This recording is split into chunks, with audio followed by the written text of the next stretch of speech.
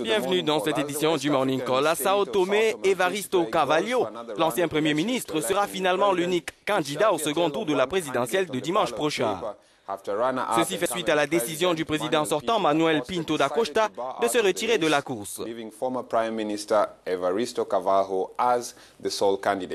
Et puis le président Manuel Pinto da Costa avait cité des fraudes ayant entaché le premier tour de ce scrutin et exigé l'annulation du processus électoral, une requête qui avait été rejetée par le tribunal constitutionnel. Arrivé deuxième à l'issue du premier tour des élections avec 24,83% des voix, Pinto da Costa avait donc été qualifié pour le second tour où il devait affronter Evaristo Carvalho, le candidat donc du Premier ministre. Alors pour décrypter les différents scénarios envisageables, les hypothèses relatives à la tenue de ce scrutin, nous avons en ligne Gustavo Placido, expert de l'Institut portugais des relations internationales et de la sécurité. Alors comment comprendre ce retrait du président da Costa à ce stade du processus électoral? Je pense que le président sortant, Manuel Pinto da Costa, essaye de manipuler les Sao Toméens.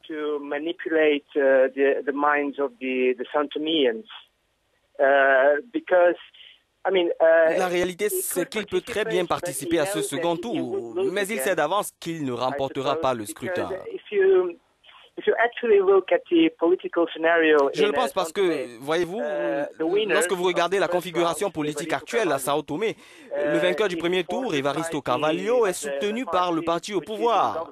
Je pense donc que Pinto da Costa est lui-même conscient qu'il n'a aucune chance de l'emporter face à Carvalho.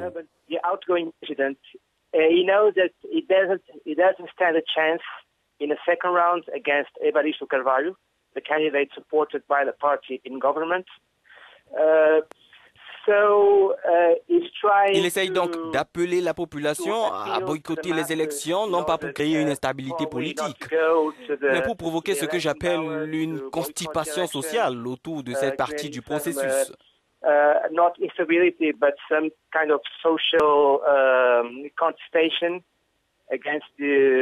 Je pense que c'est une stratégie qu'il a mise en place avec Maria Das Neves, qui est arrivé, lui, troisième au premier tour.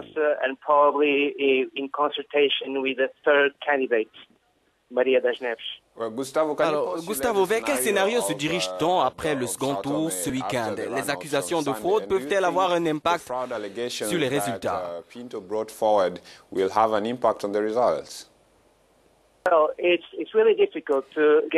C'est souvent très difficile d'avoir des informations en provenance de Sao Tomé, mais les déclarations de fraude portées par da Costa et Maria Das Neves devant la Cour suprême n'ont pas pu être véritablement étayées.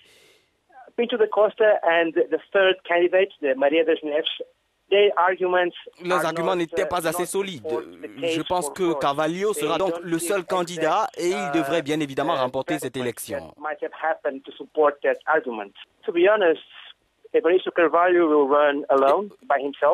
Les militants du...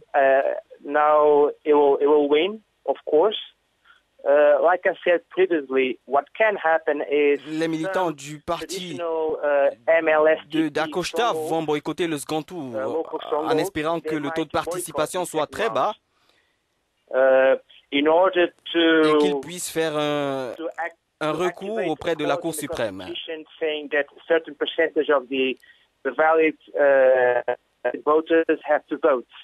Alors, ce qu'il faut souligner, c'est qu'ils peuvent estimer, si cela s'avère, qu'il n'y a pas eu assez de votants pour légitimer ce scrutin.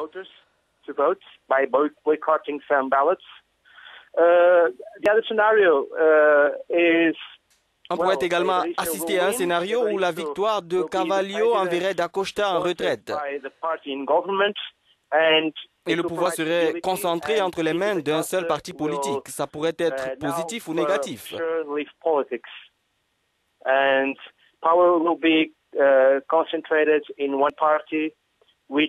ne pense pas à une révolte populaire, un soulèvement, je n'y crois pas. Je pense plutôt aux deux scénarios évoqués un peu plus tôt.